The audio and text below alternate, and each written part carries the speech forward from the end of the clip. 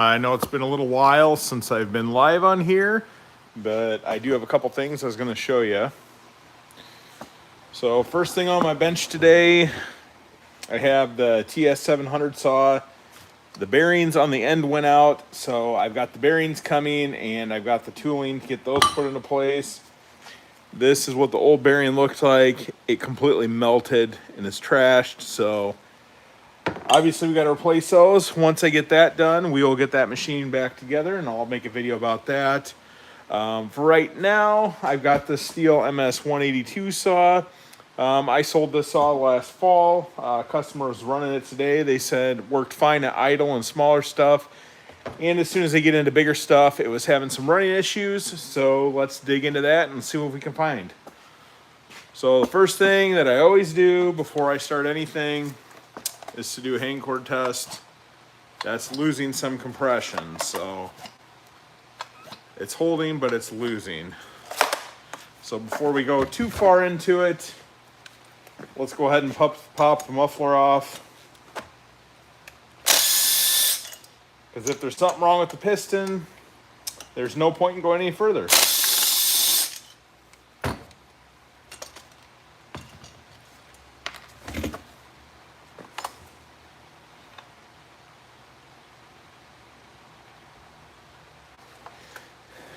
The rings on this are really dark, so it's got some color issues to it. And the machine marks are wearing down a little bit, but I don't know if you guys can really see in there at all. But overall, there's no scoring on the piston. Looks fairly good. So I'm gonna go on to the next step. Since I got this off, we're gonna check the spark arrestor. This one looks fine from the outside. I'll just pop this off really quick. Usually if you have a spark arrestor issue, there's going to be a bunch of oil residue on here. That is not the case with this one, so it's probably going to be clean. Yep, so nothing we have to do with that. Get everything put back together here. Get the gasket on here.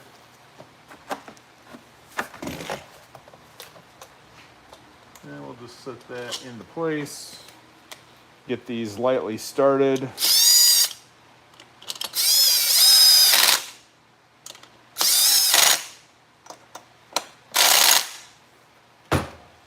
Next thing we do, dump out the fuel. Because of course we can't trust what people say if they've got good fuel or not, because most people do not know what good fuel is.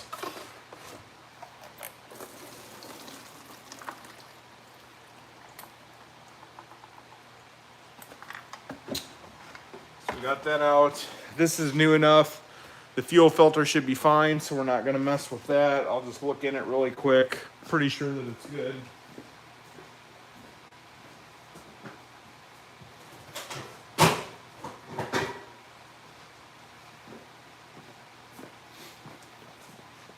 And of course, I've got my magic fuel, the Steel Moto Mix. So I'm going to drop some of this in there. The Moto Mix is what I use to do my testing. Yes, it's a little pricey, but works every time.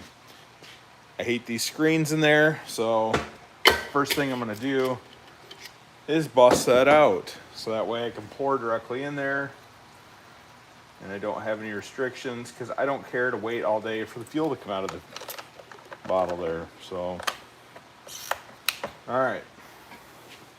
So we checked the piston on the exhaust side. Got the fuel switched out. Now let's pop off the shroud. See what the air filter looks like.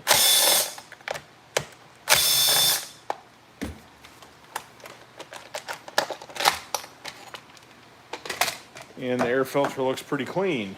So take this off. I'm just gonna blow it out.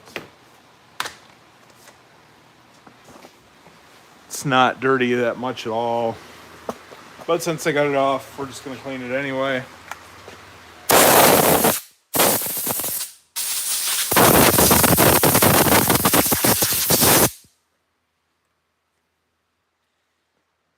And if you do notice right here, there's some debris in there. So that has bypassed the air filter. That has gone directly into the carburetor. So now we're gonna start thinking about the carburetor may be an issue, but I do wanna test the saw with the new fuel in it to see if that works. But when you start seeing stuff like this on the wrong side of the air filter, that is a sign that maybe some of it has passed through into the carburetor, and then ultimately it could pass through to the back of the piston. But we wouldn't know unless we tore the carburetor apart and we took the carburetor off and inspected the piston. But so for right now, the purpose, we're just going to clean this stuff up. I'm going to check the spark plug and then blow this air filter housing out and then go fire it up and see if it works.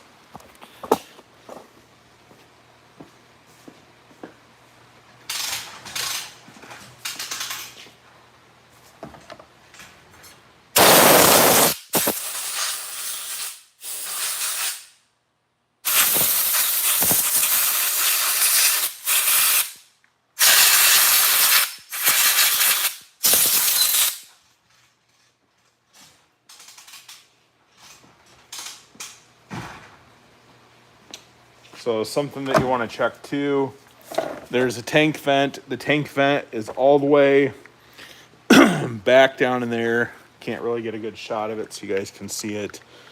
But right about there, that little black top is your tank vent. Want to make sure that's clean, because if that is plugged, you guys will be getting fuel right when you start your saw, and as soon as it builds up a vacuum, it's going to restrict the fuel flow into the carburetor, which is going to cause running issues. So you need to make sure that's clean. To take the spark plug off, rock it back and forth, just like this. So that way that contact spring gets loose and pops off. If you don't do that, sometimes when you pull on it, the contact spring will stick to your spark plug, which will cause issues.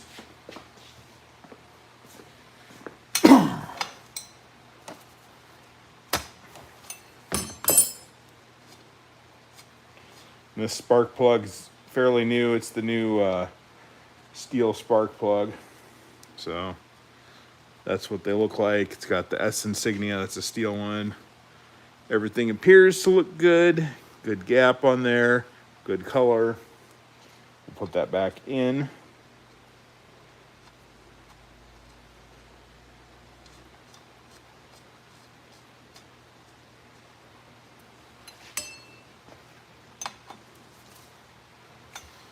And then get this air filter back into place. Get the shroud cover on.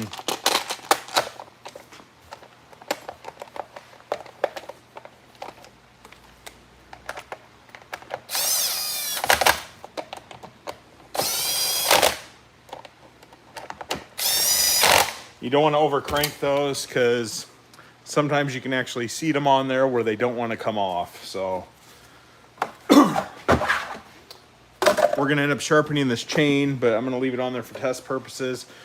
But one thing I do want to make sure is that there's not a sprocket and clutch issue. So I got the brake off. I'm going to rotate this through here. Everything rotates just like it should. So theoretically, got fuel, we got air, we got spark, and we got clean air filter. Spark plug is good. Inspected the piston on the exhaust side. Theoretically, everything should be good on here. So let's go outside and see if we can get it started.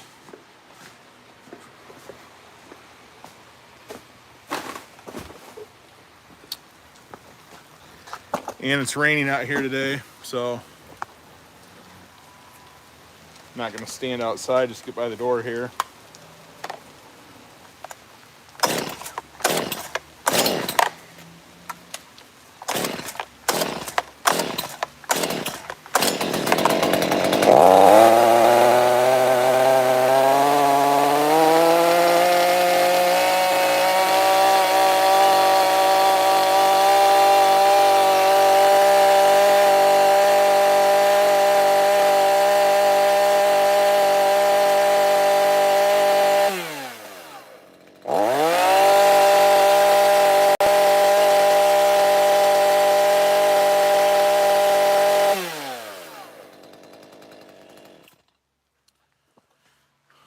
saw started a little rough. With it starting a little rough, more than likely it was probably a fuel related issue. So we changed the fuel, got the old fuel out of there. Obviously there's fuel in the fuel lines, fuel in the carburetor. That's why it took a little bit more to start. Usually about 2 to 3 pulls on the choke is going to get it going. I think I did 4 or 5 on there, and then had to do about the same on the run position. So normally on these saws, don't have to do that much, but if you have bad fuel, you're fighting that. So of course you have to do more, but got the saw running nonetheless. I'm going to take the chain off, sharpen the chains. So he brought in a couple more to do. These particular ones, just to have the one bar nut. This is going to be basically the replacement saw. Let's see, it's a 182. That's going to be a replacement for the 181 saw.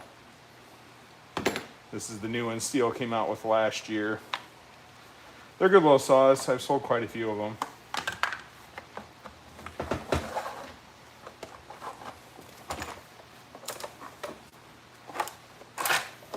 Like I said, we sold this in last fall. It's in really good shape, so take the chain. We'll go hit the sharpener really quick. He's got some more chains here. Show you guys that process if you haven't seen it before. So right in here, I've got the Steel USG grinders. Got one set up for rakers, one set up for cutting teeth.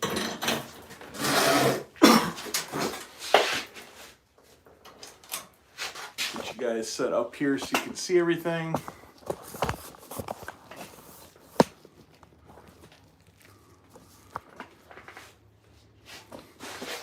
All right, so this is my cutting tooth USG grinder. Then the one next to it's my rakers. What I'm going to do with this machine, let's see if I can get my camera to stay up. I'm gonna look at the chain. There's going to be a green or a yellow strap. All I'm going to do is locate that strap, put that front and center on this rail here. That is going to be my starting point for doing the sharpening. I'm going to go to my first tooth, pull this down until the cutting tooth is barely touching the grinding wheel. So once I get that set, that's where I want it. Now I'm going to turn it on and start. Just one quick pull down. You're not taking much meat off there. Just enough to clean up that edge and reestablish that point.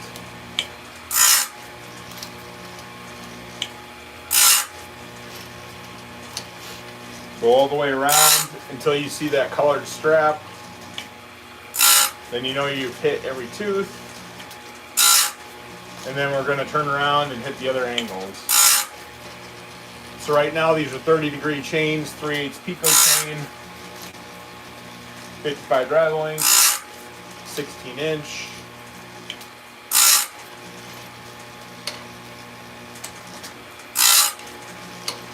And there's my green strap. So now I'm going to change it from a positive 30-degree to a negative 30-degree on my C setting. On my B setting, I'm going from positive 15 to negative 15.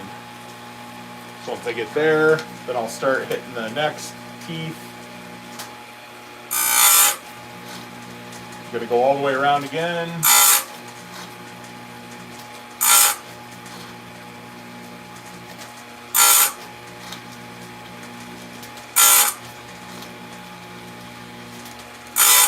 Once I get all the way around to the strap, I'm done. Then I can hit the rakers.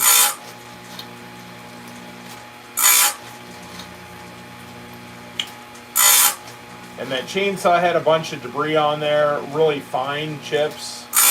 So when it turns to dust and powder like that, you know the chain's dull. You should be throwing nice heavy chips and strips if it's sharp. Alright, so we got that done. Chain sharpened, cutting teeth are reestablished, nice and shiny there. Now I'm going to go onto my raker machine, do the same thing. Start with my green strap.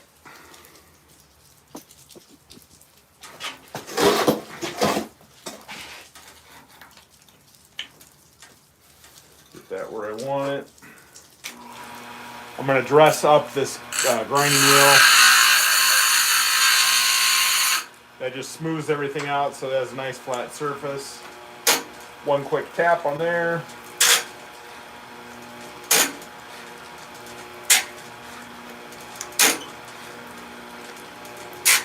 Go all the way around. Just look for that green strap.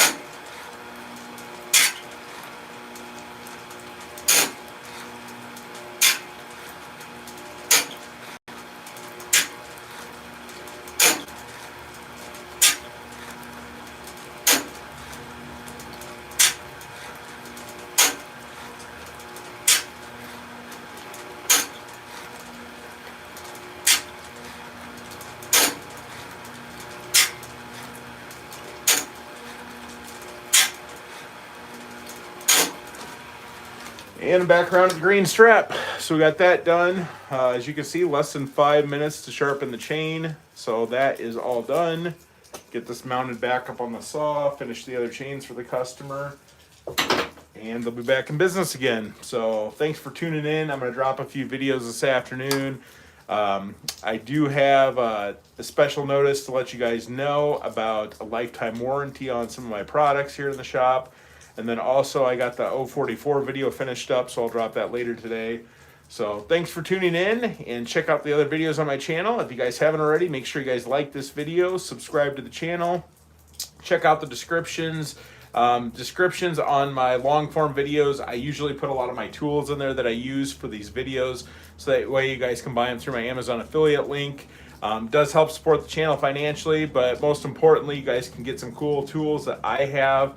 Stuff that you didn't know you need, which will actually make your job a lot easier. So make sure you guys check out those descriptions on all the videos you guys are watching as well. So thanks for watching. Have a great rest of your day.